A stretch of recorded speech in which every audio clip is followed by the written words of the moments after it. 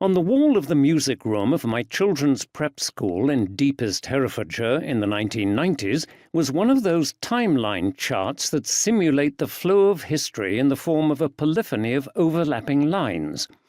Music history began sparsely with Perrotin, Machaut, Dufay, then broadened out into the Renaissance. Josquin, Palestrina, Victoria, Tallis, Byrd, etc. A well-populated era, it seemed. The 17th and 18th centuries likewise were busy times for music. But as the 18th century faded into the 19th, there was a curious lull. In 1800, it turned out, there were only two composers worth mentioning. Haydn, still clinging on, and otherwise only Beethoven, 30 years old and monarch of all he surveyed. A few years into the new century, things picked up again, but for a few short years it looked as if music history had practically died out, preserved only in the musical Noah's Ark by a single pair of composers.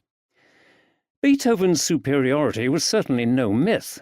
It was recognized in his own day by composers, performers, patrons, and musical institutions all over Europe, and even, from quite early on, America.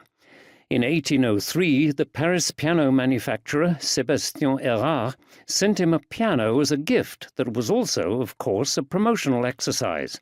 By 1808, Beethoven's reputation outside Austria was so great that Napoleon's brother, Jérôme Bonaparte, the so-called King of Westphalia, invited him to take up the post of Kapellmeister in Kassel at a tempting salary of 600 ducats, some £60,000 in today's money, while in Vienna his standing was such that a trio of aristocratic patrons put up an equivalent annuity to stop him leaving.